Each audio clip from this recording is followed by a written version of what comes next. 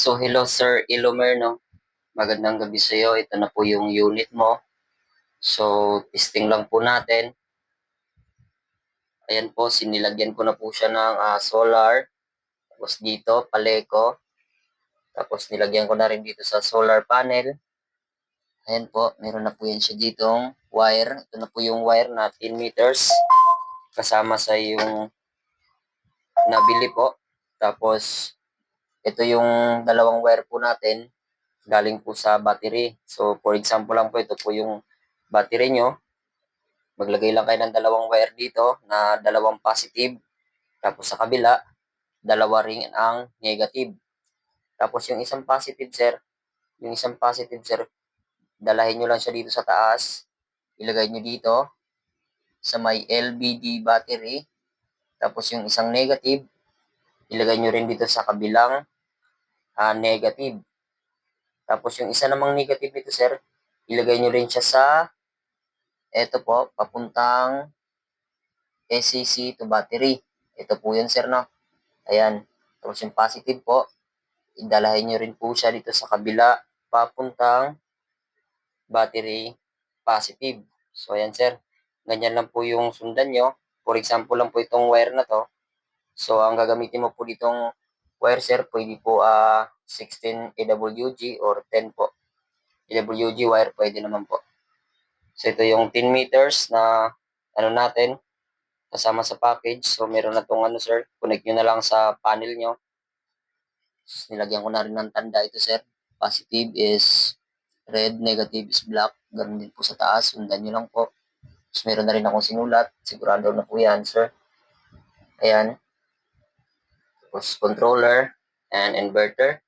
Tapos paano po natin na open, sir, no? Pag open po natin, unahin lang po natin tong battery. ACC battery. So, ayan. Ito lang po unahin natin, sir, no? Pagkatapos, open din natin tong LBD battery natin sir, no? Para magkaroon ng supply yung relay natin papunta sa ating inverter. So, open natin to. Ayan, nagkaroon na siya ng display. So, meron na yan siyang output papunta dito sa relay, papunta sa inverter. So, switch on natin ang inverter natin. So, ayan sir, no? Yung output niya, 229 volts. So, napakalakas na rin yan, sir. So, ito yung paleko natin. Kung sakali po na dumating sa inyo to, yung galing po sa paleko nyo, ilagay nyo lang dito, wire. Ayan, sir.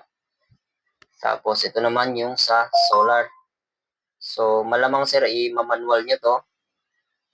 Gamitin nyo na lang ng manual para pag gusto nyong ilipat sa paleko, ikutin nyo lang ito, pakanan. So, ayan, patay yung ano natin kasi walang power yung paleko natin.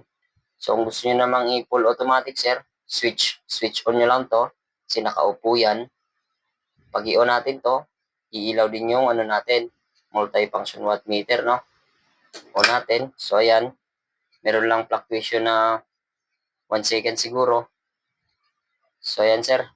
Napakaganda niya, no? So, pag lobat nitong setup natin, automatic, lilipat siya dito sa solar natin, no? So, pag nakapag-charge naman yung solar natin, automatic, babalik na naman siya sa solar natin, no? So, pagka turn off natin, sir, yung buong unit, off natin yung buong unit, off lang natin tong inverter natin. Tapos off din natin tong LBD natin, LBD battery. Tapos off din natin tong ECC battery natin. Yan. Tapos pag umaga sir, ayaw mo naman siyang gamitin, no? Hindi mo pa siya gagamitin. Pwede nyo open lang ito. Open nyo lang yung solar panel. Ayan po. Kahit yan lang yung gamit, i-ano mo maghapon kung ayaw mong gamitin yung unit na to, kung hindi mo pa siya kailangan gagamitin.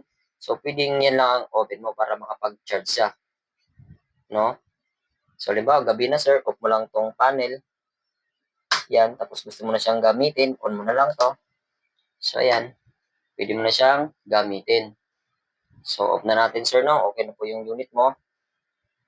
Papasok na natin 'to bukas. So, maraming salamat po sa pagtitiwala and God bless.